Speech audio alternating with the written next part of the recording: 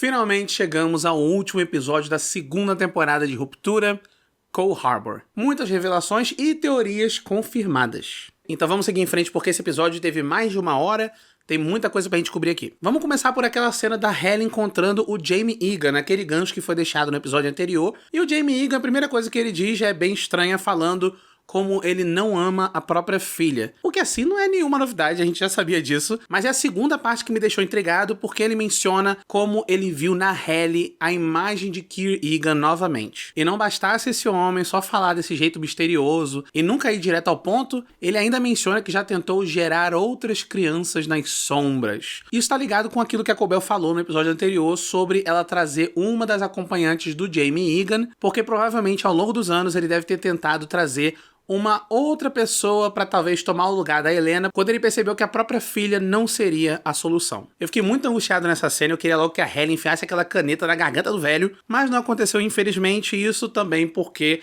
eles não vão simplesmente apagar o Jaime Egan da história, porque assim que o episódio acabou, foi confirmado que teremos uma terceira temporada. Mas agora seguindo pro lado do drama do Mark, que toma conta da maior parte desse episódio, começamos com um confronto entre o Mark S e a Cobell. Primeiro ela fica surpresa porque o Mark já conhece o centro de exportações. Então ela vai direto ao ponto e menciona que se ele finalizar o Coal Harbor, a Gemma, ou no caso a senhorita Casey, que é o que ele conhece, vai deixar de existir. Então a Cobell diz que para salvar a Gemma, o Mark vai precisar descer pro andar de testes e confiar no seu Auri para completar a missão. Mas enquanto a Devon e a Cobell querem salvar apenas uma vida, que é a da Gemma / senhorita Casey, o Mark S começa a questionar a vida de todos os outros Innis. Nesse momento, quando o Mark fala que não quer arriscar a própria vida por conta de uma mulher que ele não conhece, a Cobell fala que não será necessário que ele faça isso. Isso, no caso, arriscar a própria vida. Eu achei curioso algumas linhas de diálogo nesse episódio, incluindo essa da Cobell, porque para ela falar com essa confiança toda que ele não vai perder a própria vida depois de ajudar o seu externo e depois de ser desligado pela Lumon, será que a Cobell sabe de outras maneiras de manter o chip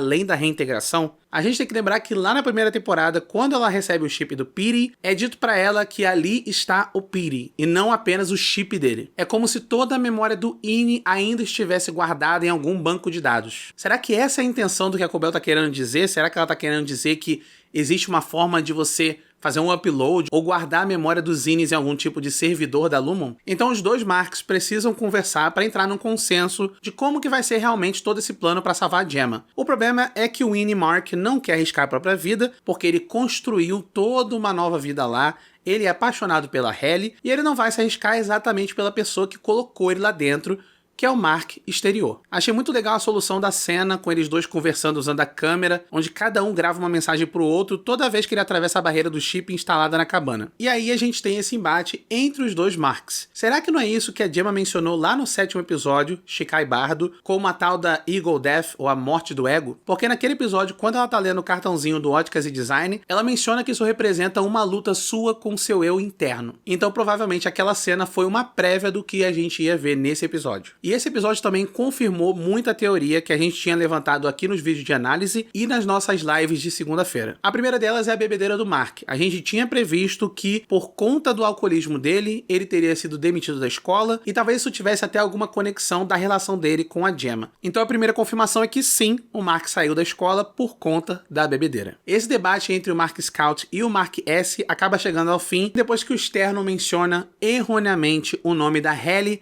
chamando ela de Helene. É nessa hora que o Mark S percebe que o seu externo não o vê como um indivíduo de verdade e nem se deu o trabalho de pesquisar sobre a mulher que ele ama. Depois deles não chegarem no consenso e o Mark interno até admitir que ele não confia na sua outra versão, a Cobell finalmente decide abrir a boca e explicar pra gente um dos grandes mistérios da série. Ela revela que os números que a gente vê lá no setor de macrodados são a própria Gemma, e que cada uma das pastas está medindo o temperamento dela. Ela menciona que cada arquivo que o Mark completa se transforma numa nova consciência da Gemma, uma nova Innie. E pelo que a gente já tinha notado antes, o Coal Harbor vai ser a sua 25ª iteração. Sem contar que o próximo dia será o último do Mark no andar de ruptura. Assim como a cena da Halle com o Jaime Egan, que me deixou um pouquinho angustiado, porque eu queria muito que ela fizesse alguma coisa com aquele filho da mãe, eu fiquei bastante nervoso vendo que o Mark não fez nenhuma pergunta específica sobre o Coal Harbor, o que acontece depois dele, o verdadeiro propósito da Lumon. Eu sei que naquele momento ele tá tendo um choque muito grande, mas a Cobell também podia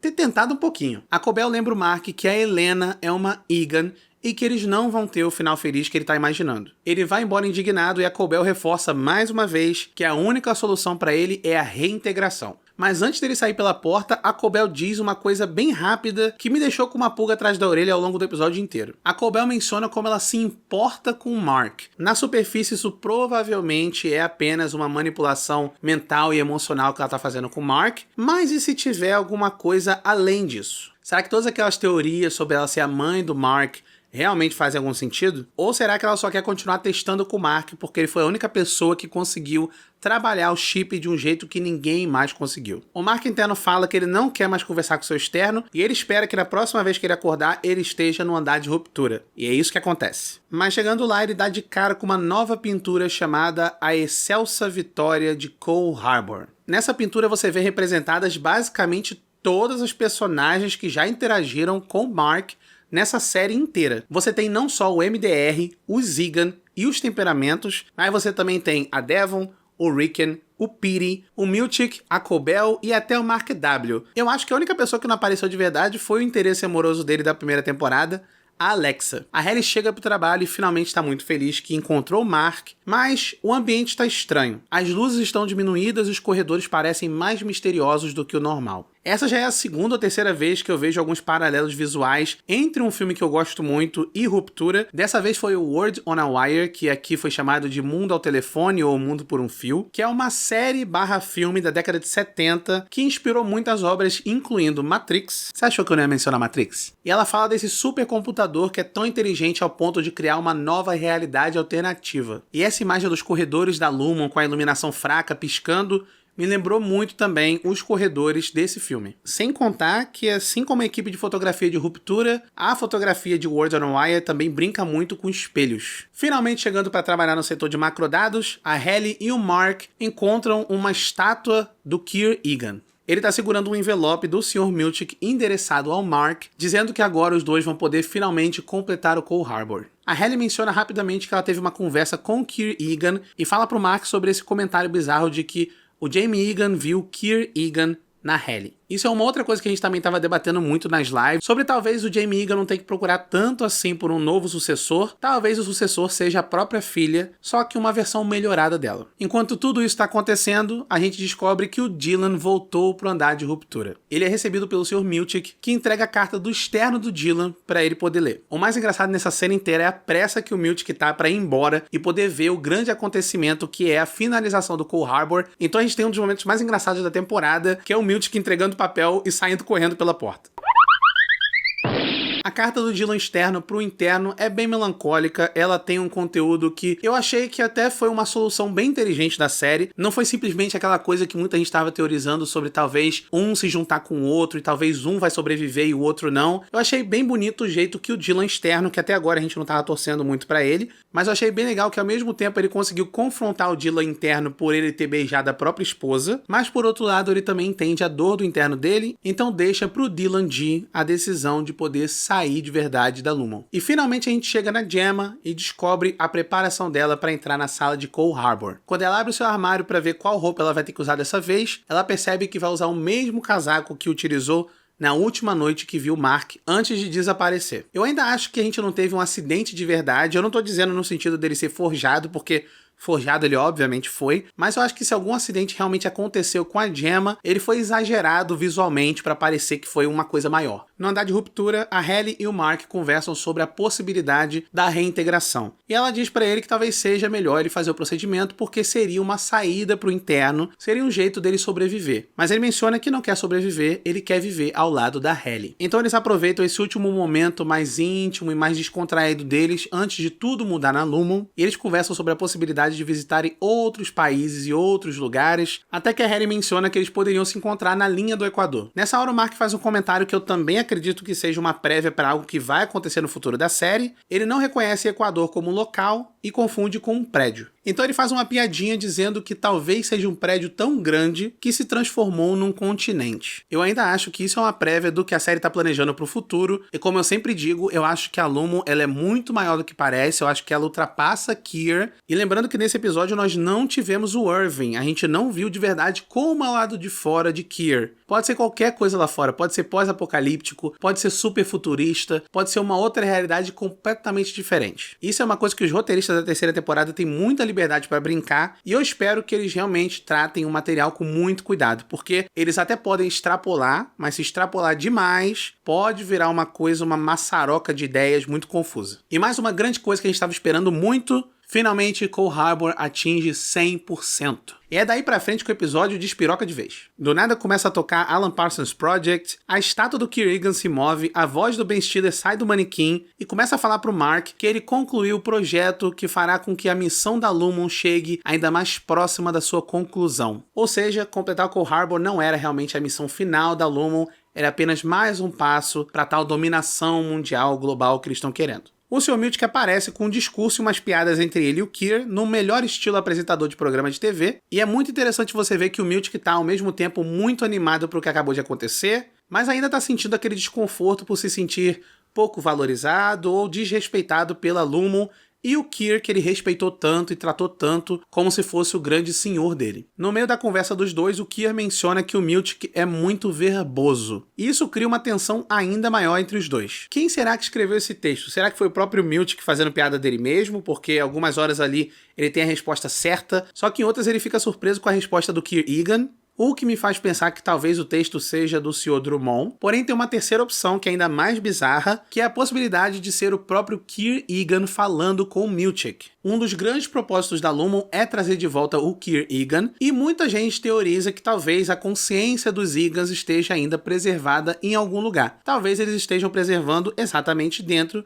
desses manequins. E por falar nesse manequim do Keir Egan, ele já foi mencionado anteriormente lá no primeiro episódio, quando a Gwendolyn, uma das funcionárias que tomou o lugar da Halle, ela fala que no prédio dela, a ala de perpetuidade tem o Keir Egan que se movimenta e canta. Eu adoro que o Miltic não deixa barato pro Keir Egan e menciona que a estátua é muito maior que o tamanho real dele. O que de novo também evidencia uma daquelas várias mentiras que a Lumon conta sobre o Keir Egan para todo mundo. Mas depois desse momento tenso, o Miltic nos apresenta para um novo departamento, o departamento de coreografia e diversão. Representado aqui por uma banda marcial que toma conta dos corredores, entra no setor de macrodados e cria uma festa. O Miltic, que agora virou a nossa representação oficial da dança dentro do universo de Ruptura, começa a mandar o seu passinho e ele menciona como a próxima canção dele se chama A Balada de Ambrose Egan. A gente sabe que o Ambrose Egan foi o segundo CEO da Lumon e ele é o que teve o menor mandato como CEO. Ele ficou apenas 2 anos. E na primeira temporada o Irving menciona que ele é considerado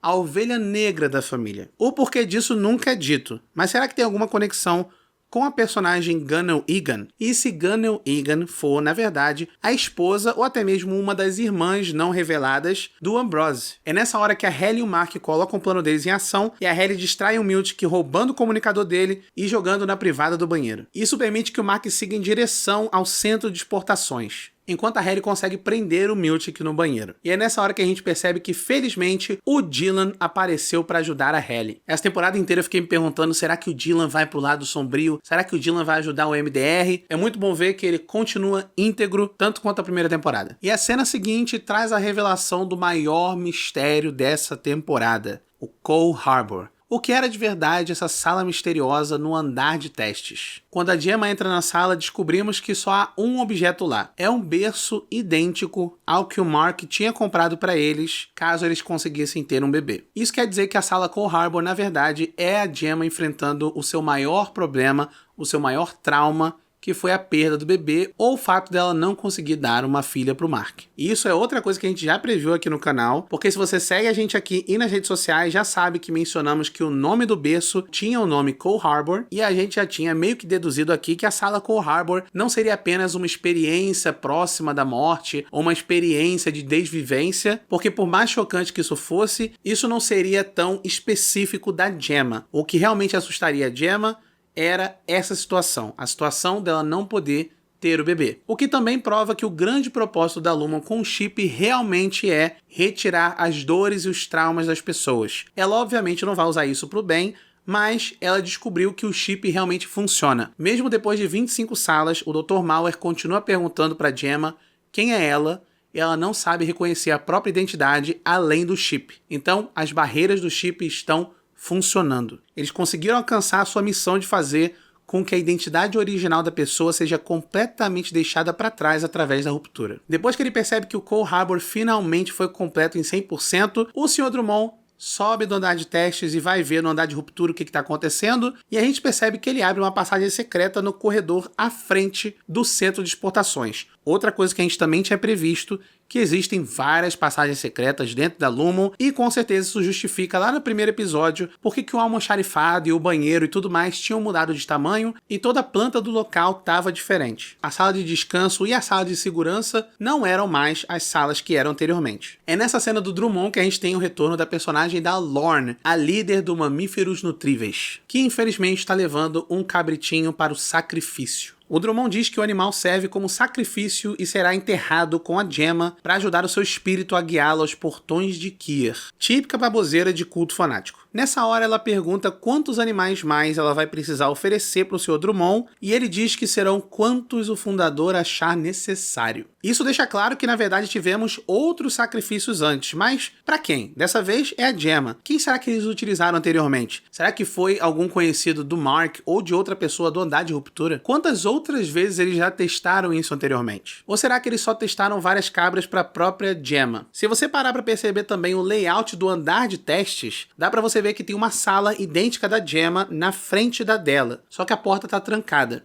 Será que ali fica a enfermeira ou talvez uma outra cobaia igual a Gemma? Antes que o Sr. Drummond tire a vida do pobre animal, eles escutam o Mark do lado de fora e o Drummond vai lá para confrontá-lo. É uma cena bem violenta com o Drummond socando o Mark, arrastando ele pelo chão até que ele é salvo pela Lorne. Ela aponta a arma pro Drummond e os dois começam a brigar. Pelo que eu me lembro, essa já é a segunda vez que uma série depende dessa atriz para lutar com alguém do tamanho dela. Mas quando ela tá próxima de desviver o Drummond, o Mark tem a ideia de utilizá-lo para poder auxiliar no resgate da Gemma. E a gente tem outra cena muito engraçada nesse episódio, quando o Mark fica ameaçando o Drummond com a arma, só que quando ele entra no elevador pro andar de testes, o externo dele é ativado e como ele não sabia que estava segurando uma arma, ele acaba atirando no Drummond. E aí é adeus pro Sr. Drummond e mais uma comemoração pro Milchick. E finalmente o Mark chega na sala de Cole Harbour e encontra a Gemma. É uma cena bem triste, é uma cena bem delicada, mas ele consegue convencê-la a sair de lá. Quando eles saem, finalmente, a Gemma reconhece o Mark e os dois Aureys têm um momento muito bonito onde eles conseguem ficar felizes sabendo que os dois estão vivos. Porém, é nessa hora que um alarme começa a soar e uma luz vermelha começa a piscar. Enquanto a senhorita Casey barra Gemma e o Mark conseguem fugir pelo elevador, a gente assiste também o Milchick fugindo